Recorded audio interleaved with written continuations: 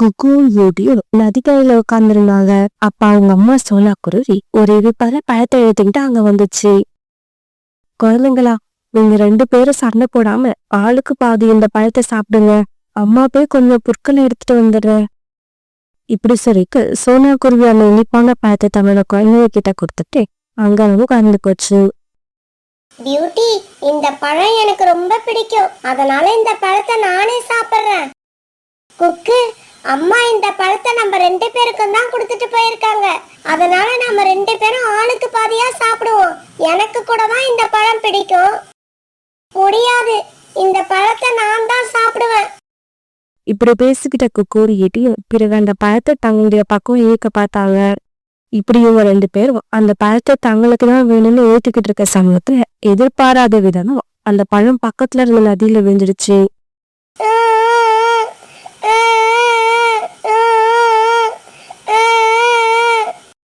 குக்கு, ஒன்னாலதான் இந்த பழம் நதியில விழுந்துடுச்சு. இல்ல இல்ல, ஒன்னாலதான் விழுந்துடுச்சு. நீ மட்டும் அந்த பழத்தை என்ன சாப்பிட சொல்லி இருந்தா இந்த பழம் இப்ப நதியில விழுந்திருக்காது. இரு இரு, அம்மா வரட்டும். நீ செஞ்சதெல்லாம் அம்மா கிட்ட சொல்லி உனக்கு அடி கொடுக்க சொல்லுவேன். சோனா, என்ன இந்த நேரத்துல இங்க இருக்கிற? இன்னைக்கு உன்னோட குழந்தைங்களுக்கு உணவு தேட போகலையா? ரீதா, எனக்கு இன்னைக்கு காலையிலேயே ஒரு இனிப்பமும் பழம் கிடைச்சிருச்சு. அதை கொண்டு போய் என்னுடைய குழந்தைங்களுக்கு கொடுத்து சாப்பிட சொல்லிட்டு எனக்கு வீட்டு கூரையை சரி பண்றதுக்கு கொஞ்சம் காய்ஞ்ச பொருட்கள் தேவைப்படுது. அதை தேடி எடுத்துட்டு போகலன்னு தான் இங்க வந்த. சோனா, நம்ம காட்டுல இருக்கிற பழைய கிணறு ஓரமா 1 வாரத்துக்கு முன்னாடி நான் கொஞ்சம் காஞ்ச பொருட்களை கட்டாக கட்டி வச்சிருக்கேன். உனக்கு தேவைப்பட்டுச்சுன்னா நீ அதை எடுத்துக்கிட்டு போ. ரீதா, என்னோட வேலை இவ்வளவு ஈஸியா முடியும்னு நான் நினைக்கவே இல்லை. உனக்கு ரொம்ப நன்றி. இப்படி சொல்ல சோனா குருவி பிறகு அதுல காட்டுல உள்ள பழைய கிணறு நோக்கி பறந்து போச்சு. அந்த இடத்துக்கு போன சோனா குருவி ரீட்டாக்கு அங்க கட்டி வச்சிருந்த காஞ்ச பொருட்களை எடுத்துக்கிச்சு. இப்படி அந்த புல்கட்டை எடுத்துக்கிட்ட சோனா குருவி தன்னுடைய குழந்தைங்க இருக்கிற இடத்துக்கு பறந்து போச்சு. எல்லா குழந்தைங்களா 2 பேரும் அந்த பழத்தை சாப்பிட்டீங்களா? சோனா குருவி இப்படி கேட்டதுக்கு 2 பேரும் எந்த பதிலும் சொல்லாம மௌனமா இருந்தாங்க. பியூட்டி, உண்மைதான் கேக்குறேன், நீங்க 2 பேரும் அந்த பழத்தை சாப்பிட்டீங்களா இல்லையா? அம்மா, நீங்க கொடுத்துட்டு போன அந்த பழத்தை நாங்க சாப்பிடவே இல்ல. இந்த குக்குவால அந்த பழம் நதியில விழுந்துடுச்சு. என்னது, என்னால விழுந்துடுச்சா? அம்மா, பியூட்டி பொய் சொல்றா. அந்த பழம் நதியில விழுந்ததுக்கு காரணமே பியூட்டி தான். 2 பேரும் சத்தம் போடாம இருல. நான் ஏற்கனவே ரொம்பவும் களைச்சு போயிருக்கேன். இதுல நீங்க தான் எனக்கு தொல்லை கொடுக்குறீங்க. சத்தம் போடாம என் பின்னாலேயே வீட்டுக்கு வாங்க. இப்படி ரொம்பவும் கோபமா சொன்னா குரு பிறகு பூக்கட்டை எடுத்துக்கிட்டு முன்னால பறந்து போக குழந்தைங்க 2 பேரும் பின்னாலேயே போனாங்க. வீட்டுக்கு போன உடனே பூக்கட்டை ஒரு ஓரமா வச்ச குருவி தன்னோட குழந்தைங்க கிட்ட இப்படி பேச ஆரம்பிச்சது. பசங்களா, 2 பேரும் சத்தம் போடாம இருங்க. நான் போய் உங்களுக்கு சாப்பிடறதுக்கு ஏதாவது தானியங்களை எடுத்துட்டு வரேன். அம்மா, என்கிட்ட சண்டை போடாதன்னு இந்த பியூட்டி கிட்ட சொல்லிட்டு போங்க. அது அம்மா என்கிட்ட சொல்ல வேண்டிய அவசியம் இல்ல, உன்கிட்ட தான் சொல்லிட்டு போகணும். குக்கு, நீ இந்த கூட்டுல வந்து உட்காரு. பியூட்டி, நீ போய் அந்த ஜன்னல்ல உட்காரு. நான் வர வரைக்கும் நீங்க 2 பேரும் அங்கேயே உட்கார்ந்துருக்கணும். இப்படி சொன்ன குருவி பிறகு தானியங்களை தேடி கலந்து போச்சு. இப்படி போன சோனா குருவி சாயங்காலம் வரைக்கும் உணவு தேடிக்கிட்டே இருந்துச்சு. ஆனா அதுக்கு எந்த உணவும் கிடைக்கல. இதனால தன்னோட வீட்டுக்கு திரும்பி வந்துகிட்டு இருந்த சோனா குருவி வர வழியில அந்த காங்களோட வீட்டுக்கு போச்சு. கோரியக்கா, இப்போ வரைக்கும் உணவு தேடி பார்த்துட்டேன், எதுவுமே கிடைக்கல. உங்ககிட்ட கொஞ்சம் தானியங்கள் இருந்தா என்னோட குழந்தைங்களுக்காக கொடுங்க, நாளைக்கு திருப்பி கொடுத்துட்றேன். சோனா, நாங்க சாப்பிட்டது போக கொஞ்சம் தானியங்கள் இருக்கு, அத உனக்கு கொடுக்கறேன். ஆனா நீ சொன்ன மாதிரியே நாளைக்கு திருப்பி கொடுத்துடு. இப்படி சொன்ன கோரிக்காகவும் பிறகு கொஞ்சம் தானியங்களை கொடுக்க அதை வாங்கின சோனா குருவி தன்னோட வீட்டுக்கு பறந்து போச்சு. குக்கு, நீ எதுக்கு ஜன்னலுக்கு வந்த? நீ போய் உன்னோட கூட்டுல உட்காரு. அம்மா என்னதான் ஜன்னல்ல உட்கார சொன்னாங்க. எனக்கு கூட்டுல உட்காந்து போர் அடிச்சு போயிடுச்சு. வேணும்னா நீ போய் கூட்டுல உட்காரு, நான் இங்கேதான் உட்காருவேன். குழந்தைங்க 2 பேரும் இப்படி கோவமா பேசிக்கிட்டு இருக்கும் போது சோனா குருவி தானியங்களை எடுத்துக்கிட்டு வீட்டுக்குள்ள வந்துருச்சு. குக்கு, உன்னை நான் எங்க உட்கார சொல்லிட்டு போறேன், நீ இப்ப எங்க உட்கார்ந்துருக்க? அம்மா, குக்கு இங்க ஜன்னல்ல வந்து உட்கார்ந்து எனக்கு தொல்லை கொடுத்துக்கிட்டே இருக்கான். உன்னோட கூட்டுக்கு போனா போக மாட்டேங்கிறான். சரிம்மா, நான் போய் என்னோட கூட்டிலேயே உட்கார்ந்துக்கிறேன். இப்படி சொன்ன கொக்கு முகத்தை உம்முன்னு வச்சுக்கிட்டு தன்னோட கூட்டுல வந்து உக்காந்தான். இங்க பாருங்க, 2 பேரும் இந்த தானியங்களை சாப்பிட்டு படுத்துட்டுருங்க. அம்மா இப்படி சொன்ன உடனே குழந்தைகள் 2 பேரும் தானியங்களை சாப்பிட ஆரம்பிச்சாங்க. மறுநாள் பொழுது விடிஞ்சிச்சு. மறுநாள் காலையில சோனாக்குருவி நுழையத்திட பிளப்ப வாசல்ல உட்காந்துருந்த கோரிக்காகத்தை பார்த்துட்டு அதுகிட்ட போச்சு. என்ன சொன்னா, உனக்கு தான் எந்த கவலையுமே இல்லை. உன்னோட வீட்டுக்காரர் மாசம் ஒரு தடவை வீட்டுக்கு வந்தாலும் நிறைய சம்பாதிச்சுக்கிட்டு வராரு. காலேஜி சம்பாதிக்கிறது எங்க சாப்பாட்டுக்கே பத்தல. இதுல எதிர்காலத்துக்காக எப்படி சேர்த்து வைக்கிறதுன்னே தெரியல. நீங்க வேற கோரியாக்கா, குக்கும் பியூட்டியும் தினமும் சண்டை போட்டுக்கிறத பார்த்து எனக்கு வாழ்க்கையே வெறுத்து போச்சு. இவங்க 2 பேரும் எப்படி திருத்த போறேன்னு எனக்கு தெரியல. என்ன சொன்னா நீ இந்த விஷயத்துக்கு போய் இப்படி கவலைப்படுற? இதெல்லாம் ஒரு விஷயமே இல்ல. கோரியாக்கா, உங்களுக்கு ஒரே ஒரு பையன் ஜக்கு மட்டும்தான். இன்னொரு குழந்தை பிறக்கட்டும், அப்புறம் தெரியும் 2 குழந்தைங்கள வச்சு சமாளிக்கிறது எவ்வளவு பெரிய கஷ்டம்னு. இங்க பாரு சோனா, குழந்தைங்க மனசுல தான் கூட பிறந்தவங்க மேல எப்பவுமே பாசம் இருக்கும். அதை நாம தான் புரிஞ்சுக்கிறது இல்ல. நீ வேணா ஒண்ணு பண்ணு, இன்னைக்கு பியூட்டியை அழைச்சிக்கிட்டு வந்து என்னோட வீட்டுல விட்டுட்டு உணவு தேடப்போ. அதுக்கப்புறம் என்ன அதிசயம் நடக்குதுன்னு நீயே பாப்ப. கோரியக்கா, நீங்க சொல்றதுல எனக்கு உண்மையிலேயே நம்பிக்கை இல்லை. இருந்தாலும் பியூட்டியை கொண்டு வந்து விட்டுட்டு போற. இப்படி சொன்ன சோனா குருவி பியூட்டியை கூப்பிட்டுட்டு வர்றதுக்காக தன்னோட வீட்டுக்கு திரும்பி போச்சு. பியூட்டி, என் கூட வா, நம்ம ஒரு இடத்துக்கு போகணும். நானும் வருவேன், என்னையும் அழைச்சிக்கிட்டு போங்க. பியூட்டியை மட்டும் அழைச்சிக்கிட்டு போனீங்கன்னா நான் மட்டும் தனியா இங்க வீட்ல உட்கார்ந்து என்ன பண்ணுவேன்? நம்ம வீட்ல எத்தனை ஈ வந்துட்டு போகுதுன்னு எண்ணிக்கிட்டு இரு. அதுதான் உனக்கு வேலை. பியூட்டி, நீயும் இந்த மாதிரி உன்னோட தம்பியை கிண்டல் பண்ணக்கூடாது. அவன் உன்னை தொல்லை பண்ணனா எவ்வளவு எரிச்சலா இருக்கு உனக்கு. அதே மாதிரிதான் அவனுக்கும் எரிச்சல் வரும். குக்கு, நீ வீட்லயே பத்திரமா இரு. அம்மா சாயங்காலம் திரும்பி வரப்ப பியூட்டியை அழைச்சிட்டு வந்துடுறேன். இப்படி சொன்ன சோனா குருவி இரவு பியூட்டியை கூப்பிட்டுக்கிட்டு கோரிக்காக வீட்டுக்கு போச்சு. இவங்க கோரிக்காக வீட்டுக்கு போனப்ப கோரிக்காக வாசல்லையே உட்கார்ந்து இருந்துச்சு. பியூட்டி, நீ கோரி ஆண்டி வீட்டுக்குள்ள போ. சாயங்காலம் திரும்பி வரப்ப உன்னை வந்து அழைச்சிட்டு போறேன். சரிம்மா, ஆனா என்ன எதுக்காக கோரி ஆண்டி வீட்ல இருக்க சொல்றீங்கன்னு நான் தெரிஞ்சுக்கலாமா? நீ வீட்டுல இருந்தா குக்குக்கும் உனக்கும் சண்டை தான் வரும். அப்படி சண்டை போட்டுக்கிட்டு அங்க அழுதுகிட்டு இருக்கிறத விட கோரி ஆண்டி வீட்டுல இருக்கிறது எவ்வளவோ நல்லது. சோனா குருவி அப்படி சொன்ன உடனே பியூட்டி கோரி ஆண்டி வீட்டுக்குள்ள போயிடுச்சு. கோரி அக்கா, இப்ப நான் என்ன செய்யணும்? கொஞ்ச நேரம் கழிச்சு உன்னோட வீட்டுக்கு போ. அழைச்சிக்கிட்டு போன பியூட்டி எங்கேயோ காணாம போயிட்டான்னு சொல்லிட்டு கண்ணீர் விட்டு அழு. குக்கு பியூட்டி மேல எவ்வளவு பாசம் வச்சிருக்கிறான்னு உனக்கு அப்பதான் தெரியும். கோரி அக்கா, நீங்க சொல்றது நல்ல ஐடியா மாதிரிதான் தெரியுது. நான் நீங்க சொல்ற மாதிரியே நடந்துக்கிறேன். இப்படி சொன்ன சோனா குருவி பிறகு கொஞ்ச நேரம் கழிச்சு தன்னுடைய வீட்டுக்கு போச்சு. என்னம்மா சொல்றீங்க? இப்பதானம்மா நீங்க பியூட்டி கூட போனீங்க? ஆமாண்டா, பியூட்டியை அழைச்சிட்டு போனோம்னா உணவு தேடுறதுக்காக அடர்த்தியான காட்டுக்குள்ள போல. அந்த சமயத்துலதான் பியூட்டி எங்கேயோ தொலைஞ்சிட்டா. அம்மா, வாங்க போய் பியூட்டியை தேடி பாப்போம். நான் எல்லா இடத்துலயும் தேடி பார்த்துட்டேன். பியூட்டி எங்கேயுமே கிடைக்கல. இத கேட்ட கொக்கு கண்ணை விட்டு கதறி அழ ஆரம்பிச்சான். என்னம்மா இப்படி சொல்றீங்க? என்னோட அக்கா பியூட்டி என்னை விட்டு எங்கேயும் போக மாட்டா. என்ன பார்க்கறதுக்காக திரும்பி வந்துடுவா. அம்மா இருங்க, நான் போய் பியூட்டியை தேடி பார்த்துட்டு வரேன்.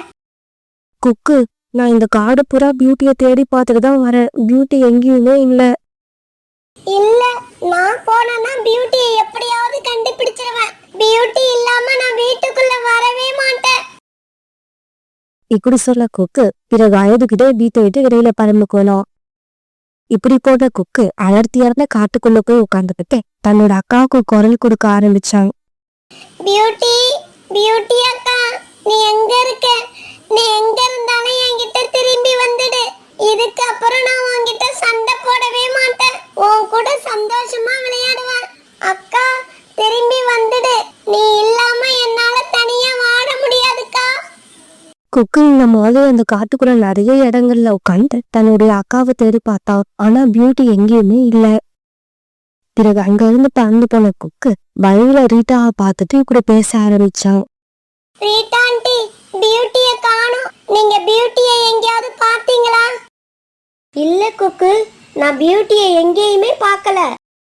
ஒரு அங்கிள், நீங்க என்னோட அக்கா பியூட்டிய எங்கேயாவது பார்த்தீங்களா? இல்ல குக்கு, நான் வேலையை முடிச்சிட்டு இப்பதான் வரேன். காலையில இருந்து நான் நம்ம காட்டுலயே இல்ல. இப்படி நிறைய இடங்கள்ல தன்னோட அக்காவை தேடி பார்த்த குக்கு பிறகு களைச்சு போய் தன்னோட வீட்டுக்கு திரும்பி வந்தா. குக்கு, உன்னோட அக்கா கிடைச்சாளா? அவளை பாத்தியா? இல்லம்மா, பியூட்டி எங்கேயுமே கிடைக்கல. பியூட்டி மட்டும் மறுபடியும் நான் பார்த்துட்டேன்னா அவகிட்ட சண்டை போடவே மாட்டேன். சந்தோஷமா விளையாடுவேன். உண்மையாக சொல்ற? ஆமாம்மா, உண்மையாதான் சொல்றேன். சத்தியமா தான் சொல்றேன். என்னோட பியூட்டி எனக்கு கிடைச்சிட்டா போதும். அவளை நான் சந்தோஷமா வச்சுப்பேன். சரி, நீ இவ்வளவு தூரம் சொல்றதால நான் இன்னொரு தடவை போய் பியூட்டியை தேடி பார்த்துட்டு வரேன். இப்படி சொல்லிட்டு சோனா குருவி பிறகு கோரிக்காகத்தோட வீடுகளுக்கு பறந்து போச்சு. அங்க போன சோனா பிறகு பியூட்டி கிட்ட நடந்தது எல்லாத்தையும் சொல்லுச்சு. இங்க பாரு பியூட்டி, வீட்டுக்கு வந்து நான் சொன்ன மாதிரியே நடந்துக்கணும். அம்மா, நீங்க சொல்றதை கேட்க எனக்கு ரொம்ப சந்தோஷமா இருக்கு. என் தம்பி என் மேல இவ்வளவு அன்பு வச்சிருக்கான்னு நான் நினைக்கவே இல்லை. நான் வீட்டுக்கு வந்ததும் நீங்க சொன்ன மாதிரியே நடந்துப்பேன். பியூட்டி இப்படி சொன்ன உடனே சோனா குருவி பியூட்டியை அழைச்சிக்கிட்டு தன்னோட வீட்டுக்கு போச்சு. பியூட்டியை பார்த்ததுக்கு தாவி போய் பியூட்டியை தான் நெஞ்சோட அழைச்சிக்கிட்டான். அக்கா, அக்கா, நீ இவ்வளவு நேரம் என்னை விட்டுட்டு எங்க போயிருந்த? எங்க நீ கிடைக்க மாட்டியோன்னு நினைச்சு நான் ரொம்ப பயந்து போயிட்டேன். அக்கா, இனிமே நான் உன்கிட்ட சண்டை போடவே மாட்டேன். அன்பா நடந்துப்பேன். இது சத்தியம். தம்பி தான் மேல வச்சிருக்க அன்பை நினைச்சு பியூட்டியும் கண்ணீர் விட்டு அழுதுச்சு. இவங்க 2 பேரும் ஒருத்தர் மேல ஒருத்தர் வச்சிருக்க அன்பை நினைச்சு சோனா குருவியும் கண்ணீர் விட்டு அழ ஆரம்பிச்சது. மறுநாள் கோரிப்பாகத்தை பார்த்த சோனா குருவி ரொம்பவும் சந்தோஷமா இப்படி பேச ஆரம்பிச்சது. கோரியக்கா, என்னோட நீண்ட நாள் பிரச்சனைய ஒரே நாள்ல தீர்த்து வச்சிட்டீங்க. உங்களுக்கு எப்படி நன்றி சொல்றதுனே தெரியல. சோனா, நீ நன்றி சொல்றதெல்லாம் இருக்கட்டும். நீ என்கிட்ட கடன் வாங்கிட்டு போன தானியங்களை நேத்து கொடுக்கறன்னு சொன்ன, இன்னும் கொடுக்கல. தயவு செய்து அதை இன்னைக்காவது கொண்டு வந்து கொடுத்துரு. கோரிக்காவை சொன்னதை கேட்டு சோனா குருவி சிரிக்க ஆரம்பிக்க அது கூட சேர்ந்து கோரிக்காகவும் சிரிக்க ஆரம்பிச்சது. அந்த காட்டுல இருந்த பள்ளிக்கூடத்துக்கு இப்ப அரையாண்டு தேர்வு விடுமுறை விட்டு இருந்தாங்க. இதனால குழந்தை பறவைகள் எல்லாம் தங்களுடைய இஷ்டம் போல விளையாண்டு தங்களோட விடுமுறை நாட்களை மகிழ்ச்சியா கழிச்சுக்கிட்டு இருந்தாங்க. இந்த சமயத்துல ஒரு நாள் காலையில கொக்கு, ராஜி, ஜக்கு, மிட்டு இந்த நண்பர்கள் 4 பேரும் ஒரு நதிக்கரையில சந்திச்சுக்கிட்டாங்க. இங்க பாருங்க, உங்களுக்கெல்லாம் ஒரு விஷயம் தெரியுமா? நம்ம காட்டுல ஒரு இடத்துல வெள்ளரி பழம் நிறைய பழுத்திருக்கு. அந்த இடம் எனக்கு மட்டும்தான் தெரியும், வேற யாருக்கும் தெரியாது. ஜக்கு, ஜக்கு, எனக்கு வெள்ளரி பழம்னா ரொம்ப பிடிக்கும். ஜக்கு, நானும் வெள்ளரி பழம் சாப்பிடுவேன். என்னையும் அங்க அழைச்சிக்கிட்டு போ. ஜக்கு சின்ன வயசுல இருந்து சுயநலமா இருக்க ஆசைப்படுறவன். விளையாட்டுல கூட தான் அவுட் ஆயிட்டா அவுட் ஆனதை ஒத்துக்கவே மாட்டான். உங்களுக்கெல்லாம் வெள்ளரி பழம் தானே வேணும்? கண்டிப்பா கொடுக்கறேன். நான் கிரிக்கெட் விளையாடுறப்ப அவுட் ஆயிட்டேன்னா பேட்டை உடனே வாங்கிக்கிறீங்கல்ல, உங்களுக்கெல்லாம் சரியான பாடம் கத்து கொடுக்கறேன். சரி, அப்பனா எல்லாம் கிளம்புங்க. நான் உங்களை இப்பவே அந்த இடத்துக்கு அழைச்சுக்கிட்டு போறேன். ஜக்கு, கொஞ்ச நேரம் வெயிட் பண்ணு. நான் போய் எங்க அம்மா கிட்ட சொல்லிட்டு வந்துடுறேன். நான் கூட எங்க அம்மா கிட்ட சொல்லிட்டு வரணும், இல்லன்னா எங்க அம்மா என்ன தேடுவாங்க. இவங்களை இப்ப வீட்டுக்கு அனுப்புனா நான் ஜக்கு கூட போறேன்னு எல்லார்கிட்டயும் சொல்லிட்டு வந்துருவாங்க. அப்படி சொல்லிட்டு வந்துட்டா அது நமக்கு தான் ஆபத்து. இங்க பாருங்க, அதுக்கெல்லாம் நேரம் கிடையாது. நாம இப்பவே கிளம்பி ஆகணும். வர இஷ்டம் உள்ளவங்க மட்டும் வாங்க, இஷ்டம் இல்லாதவங்க இங்கேயே இருங்க. பிறகு குக்கு, மிட்டு, ராஜி இவங்க 3 பேருமே வீட்டுல உள்ளவங்களுக்கு தெரியப்படுத்தாம ஜக்கு பின்னால பறந்து போக ஆரம்பிச்சாங்க.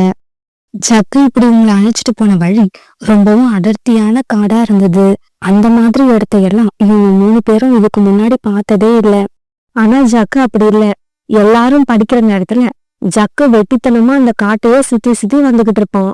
அதனால அந்த காட்டுல உள்ள எல்லா வழியும் அவனுக்கு தெரிஞ்சிருந்தது. இப்படி நண்பர்கள் 3 பேரையும் அழைச்சிட்டு வந்த ஜக்கு ஒரு பெரிய மலைப்பாங்கான இடத்துக்கு வந்து சேர்ந்துட்டான். பிறகு அங்க இருந்த ஒரு பெரிய மரத்துல இவங்கள உட்கார வச்சாங்க.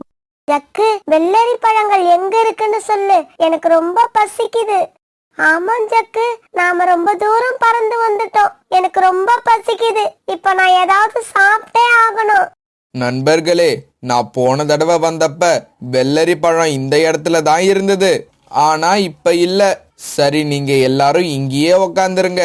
நான் இன்னும் கொஞ்சம் தூரம் போய் பார்த்துட்டு வரேன். ஜக்கு இரு, நாங்களும் உன் கூட வரோம். எங்களை தனியா விட்டுட்டு போகாத. குக்கு, அவங்க 2 பேர் உக்காந்துருக்கும் போது உனக்கு மட்டும் என்ன பயம்? நீயும் அவங்க கூட இங்கேயே இரு. நான் மட்டும் போய் தேடி பார்த்துட்டு வரேன். இப்படி சொன்ன ஜக்கு அங்கிருந்து பறந்து போக ஆரம்பிச்சான். இப்பதான் என்னோட மனசு நிம்மதியா இருக்கு. நீங்க எல்லாரும் இந்த காட்டுக்குள்ள உக்காந்து அழுதுகிட்டே இருங்க. இப்படி நினைச்ச ஜக்கு தன்னுடைய வீட்டை நோக்கி பறந்து போனான். நண்பர்கள் 3 பேரும் ஜக்குவை எதிர்பார்த்து ரொம்ப நேரம் காத்திருந்தாங்க. ஆனா ஜக்கு வர மாதிரியே தெரியல. பிறகு ஜக்குவை குரல் கொடுத்து கூப்பிட ஆரம்பிச்சாங்க. ஜக்கு ஜக்கு, நீ எங்க இருக்கிற? சீக்கிரம் வா. ஆனா குக்கு இப்படி குரல் கொடுத்ததுக்கு எந்த பதிலுமே இல்ல. எனக்கு என்னவோ ஜக்கு நம்மள ஏமாத்திட்டு வீட்டுக்கு போயிட்டான்னு நினைக்கிறேன். ஆமா, அவன் அப்படி செய்யக்கூடியவன் தான். விளையாடுறப்ப நமக்கு நிறைய தடவை சண்டை வந்திருக்கு. அத மனசுல வச்சு நம்மள பழி வாங்குறான்னு நினைக்கிறேன். நீங்க சொல்றது உண்மையா இருந்தா கூட இப்ப நம்மளால வீட்டுக்கு திரும்பி போக முடியாது. ஏன்னா திரும்பி போறதுக்கான வழி நம்ம யாருக்குமே தெரியாது. குக்கு, எனக்கு ரொம்ப பயமா இருக்கு. என்னை எப்படியாவது கொண்டு போய் வீட்டுல சேர்த்துடுங்க. நண்பர்கள் 3 பேரும் இப்படி பேசிக்கிட்டு இருக்கும் போது திடீர்னு அந்த காத்த மழை பெய்ய ஆரம்பிச்சது. ஏற்கனவே ரொம்பவும் பயத்துல இருந்த இவங்க 3 பேருக்கும் இந்த மழை ரொம்பவும் கஷ்டத்தை கொடுத்தது. குக்கு, இந்த மாதிரி மலைப்பகுதியில கழுகுகள் வாழும்னு எங்க அம்மா சொல்லியிருக்காங்க. அதை நினைச்சா எனக்கு ரொம்ப பயமா இருக்கு. கவலைப்படாதீங்க, தைரியமா இருங்க. நாம எப்படியாவது இங்க இருந்து தப்பிச்சு போயிடுவோம். இவங்க இப்படி பேசிக்கிட்டு இருக்கப்ப ஒரு வயதான கழுகு ஒண்ணு அந்த பக்கமா பறந்து வந்துச்சு. இப்படி பறந்து வந்த அந்த கழுகு 3 சின்ன பறவைகள் ஒரு மரத்து மேல உட்காந்துருக்கத பார்த்துடுச்சு. அடடா, இந்த மாதிரி மழை பெய்யுற சமயத்துல 3 சின்ன பறவைகள் நமக்காக காத்திருக்கிறது பெரிய விஷயம்தான். நாம நேரடியா இப்ப போய் அந்த பறவைகளை வேட்டையாடனா ஏதாவது ஒரு பறவையை மட்டும்தான் நம்மளால வேட்டையாட முடியும். நாம புத்திசாலித்தனமா ஏதாவது யோசிச்சு செயல்பட்டா இந்த 3 பறவையையும் நம்மளுடைய இரையாக்கிக்க முடியும். இப்படி யோசிச்ச அந்த வயதான கழுகு பிறகு நண்பர்கள் 3 பேரும் உட்கார்ந்திருந்த மரத்தை நோக்கி பறக்க ஆரம்பிச்சது. குழந்தைங்களா, ஏன் இப்படி மழையில நனைஞ்சுக்கிட்டு உட்கார்ந்துருக்கீங்க? என் வீடு பக்கத்துல தான் இருக்கு. இன்னைக்கு என்னோட விருந்தினரா என் வீட்டுக்கு வாங்க. நீங்க விளையாட எங்க வீட்டுல நிறைய விளையாட்டு பொருட்கள் இருக்கு. அப்புறம் நான் உங்களுக்கு இனிப்பான மிட்டாயும் வாங்கி தருவேன். இங்க பாரு மிட்டு, இந்த கழுகு ஆண்டி நமக்கு ஆசை காட்டுறாங்க. நாம இவங்க பேச்சுல மயங்கி அவங்க வீட்டுக்கு போகவே கூடாது. ஆமா, அப்படி போனா இந்த ஆண்டி நம்மள கொன்னு தின்னுடுவாங்க. இந்த கழுகு கிட்ட இருந்து எப்படி தப்பிக்கிறதுன்னு யோசிச்ச கொக்கு பிறகு இப்படி பேச ஆரம்பிச்சான். கழுகாண்டி, எங்க அப்பா அம்மா எல்லாரும் இங்க பக்கத்துல உள்ள மரத்துல தான் உட்கார்ந்துருக்காங்க. நீங்க இங்கேயே இருங்க. நாங்க போய் அவங்க கிட்ட சொல்லிட்டு வந்துடுறோம். அடடா, நாம தான் புத்திசாலின்னு நினைச்சா இந்த குழந்தைங்க நம்மளை விட புத்திசாலியா இருக்காங்க. இப்ப என்ன பண்றது? குழந்தைங்களா, இந்த மழையில பறந்து போய் நீங்க ஏன் கஷ்டப்படுறீங்க? நானே போய் உங்க அப்பா அம்மாவை பார்த்து சொல்லிட்டு வந்துடுறேன். இப்படி சொன்ன அந்த கழுகு பிறகு அங்கிருந்து பறந்து வந்து ஒரு மறைவான இடத்துல உட்கார்ந்திருந்தது. கொஞ்ச நேரம் இந்த இடத்துல உட்கார்ந்துருந்துட்டு மறுபடியும் அந்த குழந்தைங்க கிட்ட போய் உங்க அப்பா அம்மா உங்களை அழைச்சிக்கிட்டு போக சொன்னாங்கன்னு சொன்னா அவங்க எல்லாம் ஏமாந்து நம்ம கூட வந்துருவாங்க. கழுகு இப்படி நினைச்சுக்கிட்டு இருக்க அந்த மரத்துல உட்கார்ந்திருந்த குழந்தைங்களோட நினைப்பு வேற மாதிரி இருந்தது. இங்க பாருங்க, அந்த கழுகு திரும்பி வர்றதுக்குள்ள நாம இந்த இடத்த விட்டு எஸ்கேப் ஆகணும். இல்லைன்னா நம்ம உயிருக்கு ஆபத்து. குக்கு, நாம இப்ப எந்த பக்கம் பறந்து போகணும் எனக்கு எதுவுமே புரியல. இங்க பாருங்க, நாம இந்த திசையில இருந்து தான் ஜக்கு கூட பறந்து வந்தோம். அதனால அதே திசையில பறந்து போவோம். இப்படி நினைச்ச குழந்தைங்க 3 பேரும் அங்கிருந்து ரொம்பவும் வேகமா பறக்க ஆரம்பிச்சாங்க. இப்படி பறந்து வந்த அவங்க இப்ப கழுகு இருந்த இடத்த விட்டு ரொம்ப தூரம் தாண்டி வந்துட்டாங்க. இப்படி பறந்து வந்த இவங்க 3 பேரும் ஒரு மரத்தடியில ஓய்வு எடுக்கிறதுக்காக உட்கார்ந்தாங்க. அந்த சமயத்துல அந்த பக்கமா நடந்து வந்துகிட்டு இருந்த வேடம் ஒருத்தர் இந்த 3 சின்ன பறவைகளையும் பார்த்துட்டாரு. அடடா, 3 சின்ன பறவைகள். இவங்களுக்கு சரியா பறக்க கூட தெரியாது. இவங்களை இன்னைக்கு எப்படியாவது பிடிச்சு இந்த கூண்டுல அடைச்சிக்கிட்டு போயிடணும். இப்படி நினைச்ச அந்த வேடன் வேக வேகமா அந்த பறவைகள் உட்காந்து அந்த பக்கம் நடந்து வர ஆரம்பிச்சாரு. இப்படி வேடன் நடந்து வர்றது அந்த பக்கமா திரும்பி உட்காந்து அந்த ராஜி பார்த்துட்டான். நண்பர்களே, சீக்கிரம் கிளம்புங்க, ஆபத்து. நம்மளை பிடிக்கிறதுக்கு கையில கூண்டோடு மனுஷன் ஒருத்தர் வந்துகிட்டு இருக்காரு. உடனே நண்பர்கள் 3 பேரும் அந்த இடத்த விட்டு வேகமா பறக்க ஆரம்பிச்சாங்க. இப்படி பறந்தவங்க அந்த இடத்த விட்டு தூரமா வந்ததுக்கு அப்புறமா நிம்மதியா பெருமிச்சு விட்டாங்க. இன்னைக்கு நம்ம யார் முகத்துல முழிச்சோம்னே தெரியல, ரொம்ப கஷ்டப்படுறோம். மிட்டு, இப்படி நாம கஷ்டப்படுறதுக்கு காரணம் யாரோட முகமும் கிடையாது. நல்ல எண்ணம் இல்லாத ஜக்கு கூட நாம நண்பனா பழகினதுதான் காரணம். இப்படி பேசிக்கிட்டே பறந்து வந்த இவங்க 3 பேரும் அங்கிருந்து ஒரு பெரிய மரத்தை பார்த்ததும் சந்தோஷமானாங்க. குக்கு, அங்க பாரு, அங்க பெரிய வேப்ப மரம் தெரியுது. இந்த மரத்துக்கு பக்கத்துல தான் நம்மளோட வீடு எல்லாம் இருக்கு. ஆமா ஆமா, இதுக்கப்புறம் நம்ம யாருக்கும் பயப்பட வேண்டிய அவசியம் இல்ல. நம்ம வீடு பக்கத்துல வந்துருச்சு. நண்பர்களே, நாம மறுபடியும் நம்ம வீட்டுக்கு வந்து சேருவோன்னு எனக்கு நம்பிக்கையே இல்ல. இப்ப நான் ரொம்ப சந்தோஷமா இருக்கேன். இப்படி வந்து அவங்க 3 பேரும் தன்னுடைய வீட்டு வாசல்ல உட்காந்து அந்த ஜக்குவை பார்த்துட்டு அவங்க கிட்ட போனாங்க. ஹலோ ஃப்ரெண்ட்ஸ், நான் கொடுத்த டாஸ்க்கு எப்படி இருந்தது? ரொம்பவும் கஷ்டமா இருந்ததா? இங்க பாரு ஜக்கு, நீ கொடுத்த டாஸ்க் கஷ்டமா தான் இருந்தது. இருந்தாலும் நாங்க 3 பேரும் ஒத்துமையா இருந்ததால வெற்றியோட திரும்பணும். ஆனா எங்க உயிரோட விளையாடுற உன்கிட்ட இதுக்கப்புறம் நாங்க ஃப்ரெண்ட்ஷிப் வச்சுக்கவே மாட்டோம். ஆமா, ஒன்ன மாதிரி ஒருத்தனோட ஃப்ரெண்ட்ஷிப் எங்களுக்கு எல்லாம் தேவையே இல்லை. இப்படி பேசின அவங்க 3 பேரும் பிறகு தங்களோட வீட்டுக்கு பறந்து போனாங்க. தான் நடந்துகிட்ட விதத்தால தன்னுடைய 3 நண்பர்களும் தன்னை விட்டு பிரிஞ்சு போறதை நினைச்ச ஜக்கு நாம செஞ்சது தப்புன்னு அப்பதான் உணர ஆரம்பிச்சான்.